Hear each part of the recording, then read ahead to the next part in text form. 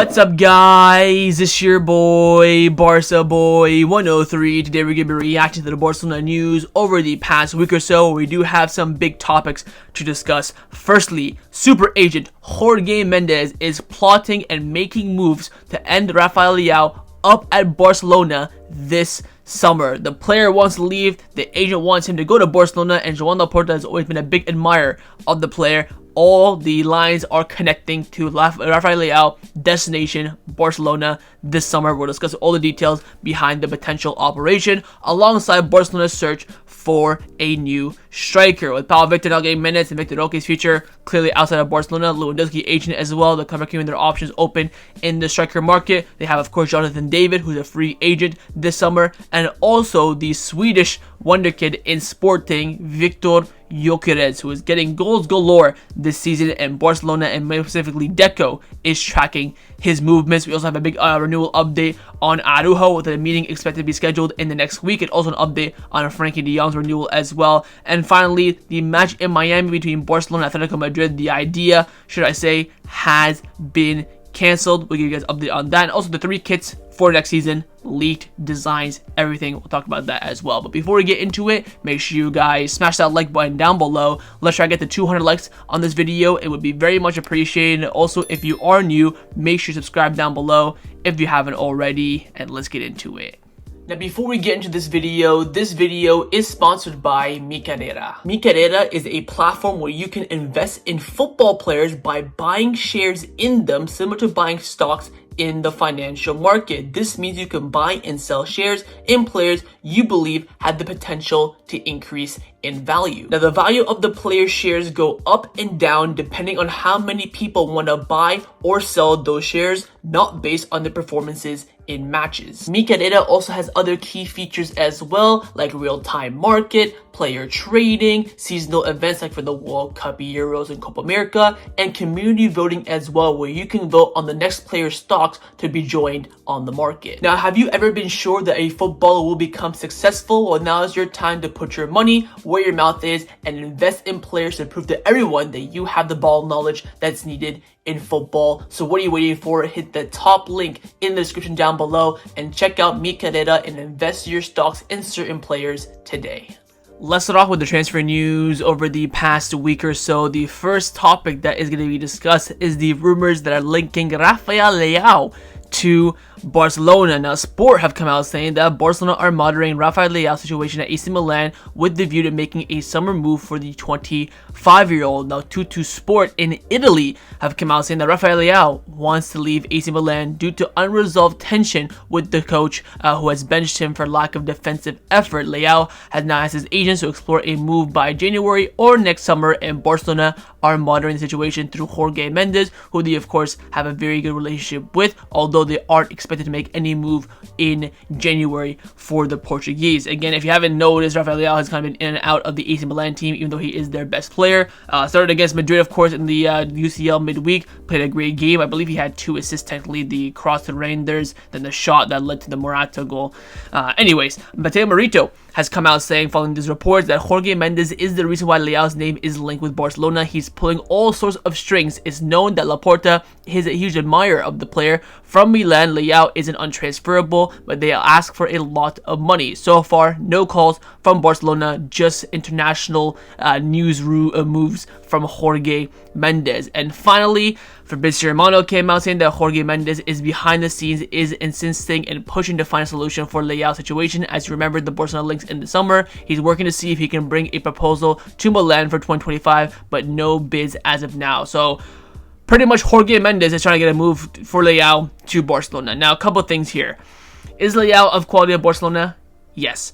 My only issue is, of course, going to be that price. I think Milan are going to ask for around 80 million for him, which I don't think he's worth that. I would put Leao at around 60. Very similar price to another left winger from Spain though. So I would take Leao. I think he's a great player. Is that going to be the priority for Barcelona next summer? Do we want to go for a left winger when you already have Lamine Yamal, Rafinha? Is he going to come in and provide that competition? Will he come in and basically replace Viktor and Ansu Fati's kind of roles in the squad on his wages? But he's probably going to come in expecting to be a starter. Will that upset Rafinha when you're trying to renew his contract? Will that upset Lamine Yamal when you're going to try to renew his contract as well? Yes, Barcelona is all about competition, but there's levels. Like I mentioned in the left back position, you can sign Alphonso Davies, but that's going to upset Alejandro Balde. That's too good of competitions because one will sit on the bench a lot and they will get upset and they'll push for the move. Same with Leao. I don't think he's better than Rafinha. I don't think he's better than Lamine Yamal, but he is too good to pay for salary and wages, and the transfer fee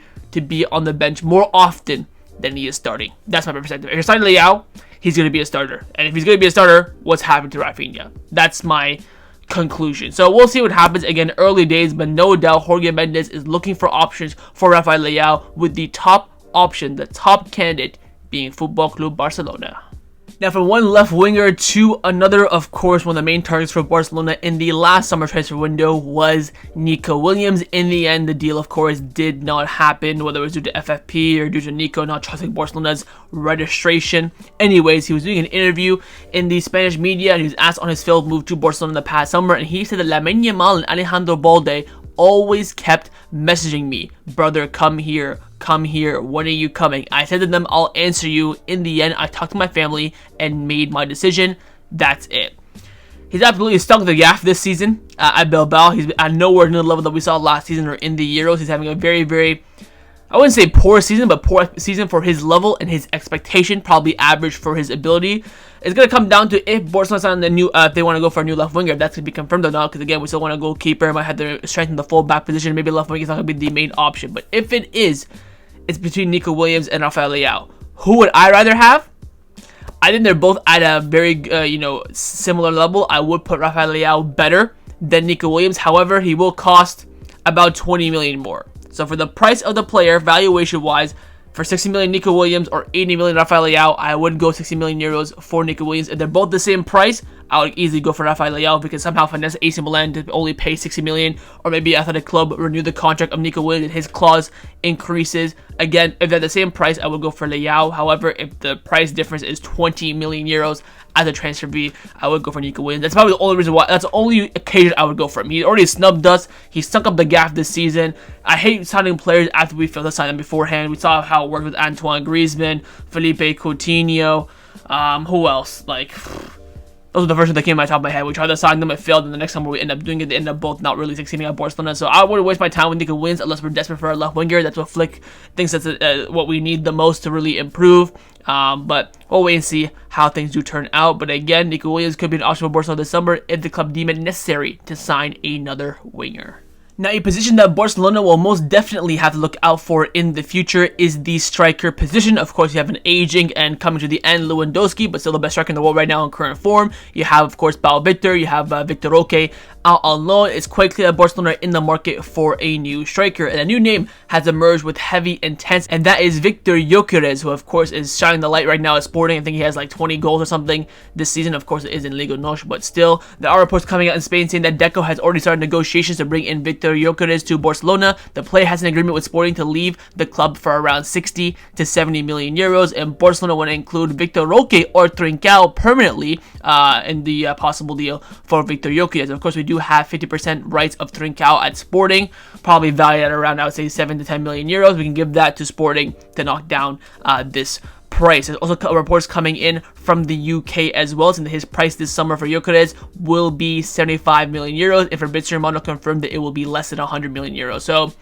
let's just say 70 million euros for Gyökeres this summer if the club deem it necessary to sign a striker. Do I think he's good? Yeah, but the jump from Sporting to Barcelona is massive, and he has not done enough for me to make me think, wowzers, let's go out there and break the bank for him. 70 million is a lot of money. I'd rather spend 70 million euros on Rafael Leao than Gyökeres, and I'd rather spend 60 million on Nico Williams, pocket 10, and move on. That is the quality that I'm talking about. I think Gyökeres is a fantastic player, but again, it's Liga NOS. I think it's such a huge gamble for a club like Barcelona to spend that kind of money on him, to bring him in. Probably needs about 2 years to get up to speed, nurture, and get used to the language, culture, style, philosophy, blah, blah, blah. So that's my only quirk. He's not a world-class player where I would say, yes, break the bank. He can adapt no matter what.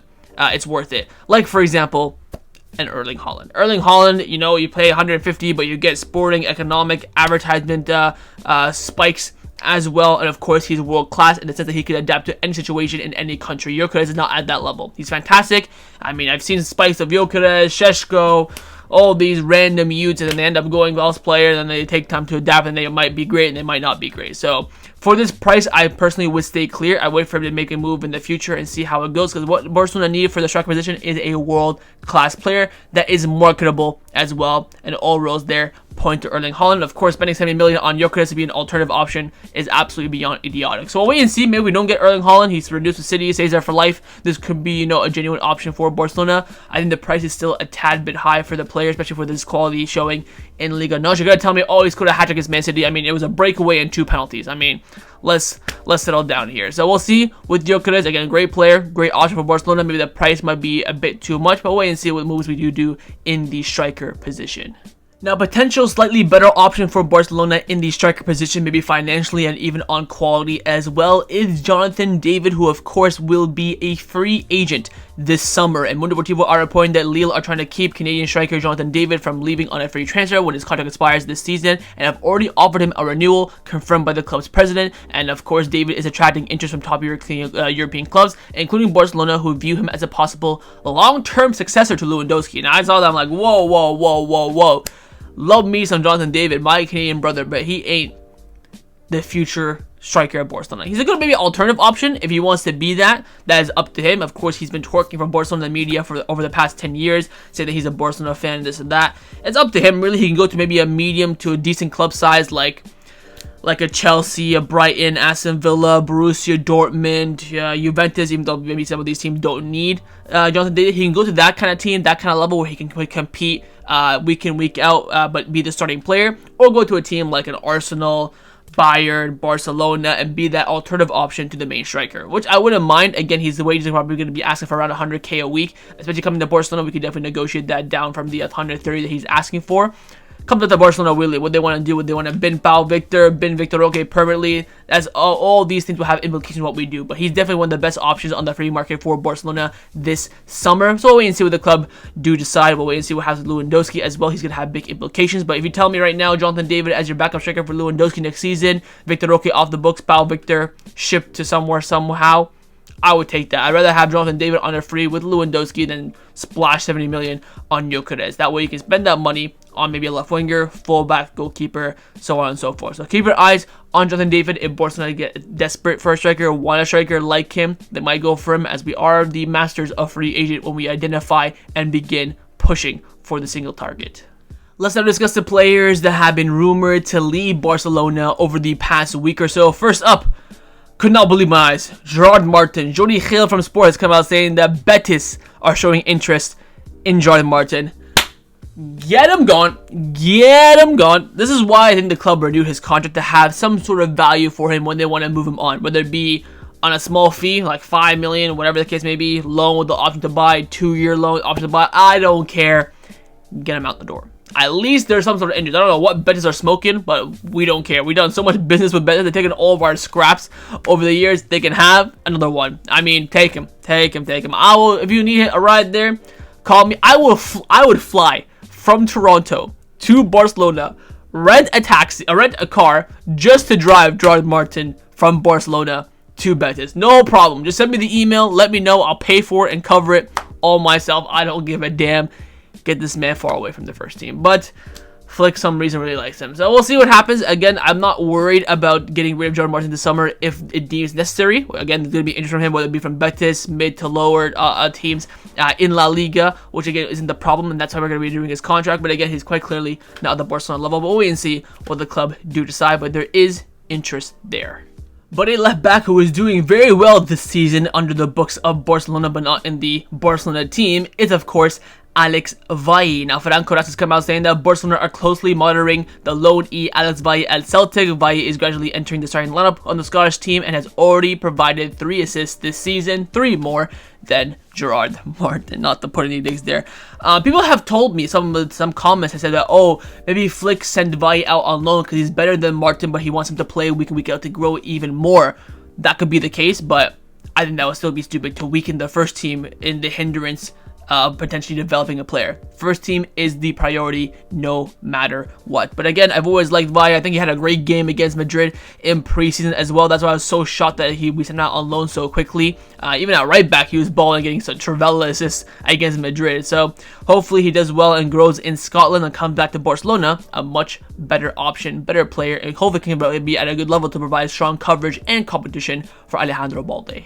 Now, on the topic of La Masia graduates, we do have an update on a very key player for Barcelona who the club would deem as well as a key player, and that is Marc Casado. Now, Fabrizio Romano has come out saying that Barcelona sees Casado as an untouchable player. There's nothing between the player and Premier League teams. Both Deco and Flick consider the player a key part of this boring project at Barcelona. It's also been rumored that his release clause is set at 100 million euros. I doubt anyone's going to come in and activate that. I mean, is he worth that for the performance of the season? I honestly would say yes, but I'm probably a bit biased in that sense. Look, Casado has been nothing short of sensational this season. I think he's been top 3. Take away the front 3, I think he's top 3 best players for Barcelona this season, most consistent players. I think the performance against Red Star on Wednesday was absolutely sublime. I think that's probably his first or second best performance of the season. That's how good it was, and again, definitely an untouchable. Only room to grow here from this moment, and hopefully he continues to do so and becomes an utmost solidification for Barcelona in that midfield. Let's now discuss some contract renewal updates around the first team at Barcelona. First is on the contract of Inigo Martinez. As we all know, he is set to be a free agent this summer. However, if he participates in 60% of the Barcelona matches this season for at least 45 minutes, his contract will automatically be renewed. And he spoke about this during an interview that he did last weekend, I think after the Clásico or after the Espanyol game. He was talking about his, how well he's doing in the Flick team, blah, blah, blah, blah, blah, blah. He's asked about his future. He said that, look, my current idea is to play as many games as possible, and that will allow me to secure an extra year on the contract that I do have. If that doesn't happen, I'll say I've had 2 amazing years at Barcelona, the best team in the world. So he's basically saying that if he does not, reactivate this automatic clause, he's walking. Which I understand his point, because of course if he gets an automatic renewal, his wages will be the same. But if Barcelona enter negotiations now with him, they'd probably ask for less wages. So I think this is a very, very curious approach from Inigo. I think Barcelona would renew his contract the way he's performing this season. Again, he's the top 3, even maybe number 1 center back in the world this season on form. So letting him go for free would be quite idiotic. I think he definitely has maybe 1 more year at the top level, especially how he didn't play that many minutes last season. Now he's performing at an unreal level. I don't think there's going to be any renewal issues. I think he will definitely reach playing 60% of the games for Barcelona for at least 45 minutes. I think he pretty much already done so at this point, especially if Araujo is going to be coming back so late alongside Christensen. So I ain't worried about that. I think his clause will be activated. He will automatically renew. But in the case he doesn't, there could be a scenario where he does walk for free. The next contract renewal update is on the contract renewal of Frenkie de Jong, and according to Catalonia Radio, there are still growing doubts around the future of Frenkie de Jong's renewal. He is still yet to respond to the club's previous offer. Same as Araujo, same as Gavi, same as Pedri. This is a bit biased from the media, I feel like, on Frenkie. Look, I've reached a point now with Frenkie that if he walks, cool. If he stays, cool. Very same thing how I feel about Araujo. These are not players I'm going to be bending over backwards for and twerking for to stay. I think they're both fantastic players. We'll talk about Araujo later on, but let's focus on Frenkie here. I think Frenkie's a fantastic player. We, of course, saw that, how good he can be in that second half in the Clásico. But am I going to bend over for him and, offer him all these wages to stay? The answer is no, especially with the quality that we do have in the midfield. Casado, Bernal, Gavi, Pedri, Fermin, Olmo. He is going to be, of course, providing that competition. He is a third captain of the club, so that will definitely have some sort of feat in his negotiation. I personally would want to keep Frenkie, of course, not on the wages that he's currently on. I would think that he would be around 200,000 euros per week, based on the quality, the level of the player, the stature as well. With advertising fees and sponsorship, he does, of course, sell a lot of shirts. I think he's definitely top 5 in regards to selling shirt alongside Lewandowski, Lamine Yamal, Pedri, Gavi. I think Frenkie is actually next. Maybe over the course of the year it might change, but I would keep Frenkie. But if he does not want to stay, sayonara. Again, it's quite clear he has to renew before the summer, or else we have to sell him. And if we don't sell him, freeze him out the squad. If he comes to Barcelona at any point this season, say that I'm not going to renew my contract no matter what, freeze his blood clot. I would not even touch him, get him anywhere near the squad. But we'll wait and see what happens in that case. But again, still no advancements on the renewal for Frenkie de Jong with Barcelona. The final contract renewal update is on the contract renewal of the player that I already mentioned a few seconds ago, and that is Ronald Araújo, but a bit more positive than the Frenkie de Jong update. Fernando Polo of Mundo Deportivo came out saying that there is a meeting planned with Araujo's agent either next week or the following week regarding the player's contract renewal. Deco recently spoke to Araujo to reiterate the club's interest in renewing his contract and to encourage him to respond to the offer. Barcelona's priority is to keep him, but if he does not want to renew the contract, they will ask to bring in a suitable offer and transfer fee of around 100 million euros next summer. They don't want to see him leave for free. The club suspect Araujo's agent may prefer to leave as a free agent in 2026 and might not have fully conveyed to Barcelona offers to him. Therefore, Barcelona want Araujo to take that chance, take that charge of the decision, and hopes for a response sooner rather than later. So the club feel like that his agents kind of want to wait until 2026 where they get a free agent, value. That way they can compare that to the Barcelona offer. But Barcelona, of course, want to avoid that at all costs. That's why Deco spoke to Araujo personally, saying that, yo, we want to keep you. We love you. You're going to be the captain this season. Tell your agent they'll freaking answer our contract renewal, and there is now apparently a meeting scheduled in the next few weeks. So at least there's some sort of movements there. Again, the club very slow with the renewals. They want to go kind of one by one. Probably Araujo, then Gavi, then Pedri, then maybe Frenkie, then maybe Iñaki Peña, then maybe this and that. So we will wait and see. They've of course already done Marc Bernal and Fermin Lopez this season, but again, there are other players that still need renewals and time is ticking. So we'll wait and see how things do turn out. Again, it's a more positive approach to this renewal, and I think there will be advancements hopefully by the end of this month. Let's now discuss some of the injury updates around the first team at Barcelona. The first update that we do have is on the Uruguayan himself, Ronald Araújo, and according to Tony Juan Martin from Sport, he's come out saying that Araujo has reached now the final stretch of his recovery. The goal for him is to return by the end of this month. Of course, in the last transfer video, I told you guys that the Raccoon came out saying that he might come back beginning of December, but again, the priority for him will be coming back at this month. Probably after the national break, you have, of course, Celta Vigo, you have Brest, you have Las Palmas. One of those 3 games, we will see Araujo back. I think it'll be one of those home games, either Brest or Las Palmas, that way he can get the crowd, Uruguay, all that stuff, the juice that Frenkie and Gavi got. But expect Araujo to be back at the end of this month. Next injury update is on the one that's out for basically the rest of the season, and Marc-Andre ter Stegen. Now, Sport have come out saying that ter Stegen's recovery is going well. The German Football Federation expect him to return before the end of the season. So again, this timeline about ter Stegen returning in that final month of the season is looking like it's going to be on track. Again, don't rush it. Let him take his time. There's no need. You have Iñaki Peña and we signed Szczesny for a reason. There's no need for ter Stegen to come back. We're going to have about 5 goalkeepers. Take his time. There's no, of course, international competition this summer as well, but I think he just want to be involved with Germany a bit more, especially after the retirement of Manuel Neuer. But again, everyone in Barcelona and even the German Football Federation expect him to be back in that last month, probably around end of April, beginning of May-ish. We'll wait and see how things do turn out for Marc. And the final injury update we do have is on your absolute warrior, Kubarsi, who took a fat boot to the face on Wednesday in the Red Star Belgrade game in the Champions League. He needed 10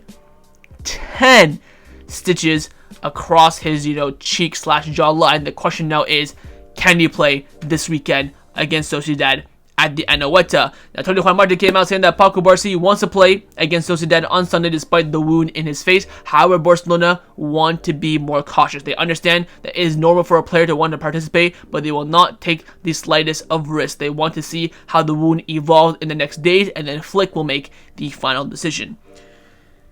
If we don't have Kubarsi for Anoeta, we might be cooked. Will Flick play Frenkie as a center back? Will he chuck in Sergio Dominguez? Will he tuck Koundé inside, play Hector Fort?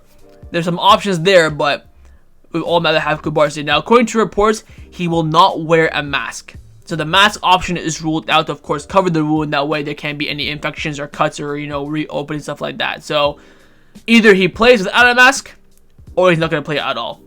We will wait and see how things do turn out. Hopefully, he'll be able to play. I believe the Spanish national team call-up list will be coming out later on today, so we'll see if Kubarsi is called up or not. That I think will give some good indications if he'll be fit or not. But again, 10 stitches after the Red Star game, and we'll wait and see if those wounds heal up for the match this weekend against Real Sociedad. Let's now discuss some of the news surrounding Barcelona over the past week. The biggest news has probably been the fact that the match in Miami that was planned between Barcelona and Atletico Madrid at the Hard Rock Stadium in Miami in the final game before the Christmas break is toasted. Mundo Deportivo came out saying that the Barcelona Atletico Madrid game set for December 22nd, which La Liga and both teams wanted to play in Miami, won't happen after all, after the Federation, the RFEF Federation, declined the option. So apparently the Federation said no, it's too late, you know, we need more time to, you know, approve everything and blah blah blah. But again, Barcelona agreed to it based on conditions. Atletico Madrid agreed to it straight up because they're just desperate for money, and of course La Liga wanted to do it, but the Federation said no. In the end, now the tickets for this match for Barcelona against Atletico Madrid at the Montjuic have already gone up for sale, so that already confirms it's not going to be in Miami. The match will be taking place at the Montjuic. In the end, it is what it is. I bet you have the home advantage with your home crowd than a neutral ground than the Atletico have in the return leg. Metropolitano Stadium's a bit of an advantage there on their part, so keep it simple this season. If you want to plan this, you gotta probably announce it and confirm it before the season starts, especially when that schedule comes out. Pick a game, ask the two clubs, and then moving forward after that. I think they were trying to rush this a bit too much. I think the idea was there. Both teams wanted, like, okay, let's try and do it. And the Federation said no. It is what it is. We move. I'm happy with this option, and probably everyone else is, except for those fans in Miami. Now, the final topic that I want to discuss before I end off this video is the 3 kits for next season have now been leaked, pending, of course, final design approval. We have on the screen here that Pedro is wearing the 2nd kit for next season. To be honest, I think it looks clean. Again, another solid 7 out of 10. Not something that's going to absolutely wow me and think, oh, we got to win trophies and that. I think it's pretty cool, pretty clean. Don't mind it whatsoever. Kind of a, you know, darkish yellow with the purple badge. Don't mind it. I think it's a clean look. I think it would be nice to, you know, kind of wear this out and about in the streets. Kind of like a nice, cool vibe look. I rate it. And also, the 3rd kit as well has been leaked. A bit of a dark or bright orange kind of vibe. I don't know where the badge will be in the middle or the side. That's, again, pending final design, but the color scheme is what we're discussing here. And again, I like this one, reminiscent a lot to the 2011 orange kit as well, maybe the 2015, you know, kind of a light meringue orange kit as well. I like it. 7 out of 10 for me. Again, not a kit I'm going to go and drool for, but a kit that I think, you know what, would be cool to wear. And with these 2 leaks, we now have the 3 kits for next season. Again, pending final design confirmed. Where the badge will be located remains to be seen. The color schemes are pretty much like 90% confirmed, pending maybe final tweaks to the lighting or shades or whatever the case may be. A lot of hate coming in on that home kit. To be honest, I think the home kit will look so much better in person, or when the final, you know, when the official images from the club and Nike come out. I'm a bit optimistic about the home kit. I think that could be on course for an 8 out of 10, but the 2 second and 3rd kit, they're solid 7 out of 10. It's not, again, not something I'm going to drool for, but I think they look good, look clean. Don't mind us playing it whatsoever. Not, you know, right shite as well. Of course, in the comments down below, let me know your thoughts on the 3 design. Which one you think is the best, and which one you think is a, you know, cool or not cool kind of vibe. So I think they all look pretty good. I think it's a good, you know, collection to have going to next season. We'll wait and see how the final designs are approved by both Barcelona and, of course, Nike as well. So that was my reaction to the Barcelona news over the past week or so. Hopefully you guys enjoyed this video. If you, of course, make sure you drop a like down below, and of course in the comments down below as well, let me know your thoughts on everything we did discuss. The main thing I want to firstly, of course, is your thoughts on the signing of Rafael Leao. For the price, profile of the player, would you do it or not? On the striker options as well, who would you go for? Gyökeres, Jonathan David, would you prioritize Erling Haaland in 2026? Next up, your thoughts on the renewal of both Frenkie de Jong and Araujo. Are you optimistic or not? And finally, your thoughts on that match in Miami being canceled, where you're looking forward to it. I think it's better to cancel it, maybe look forward to it in the future. And of course, make sure you guys subscribe down below if you haven't already, and I will see you guys next time on the channel. Take care, and Forza Barca.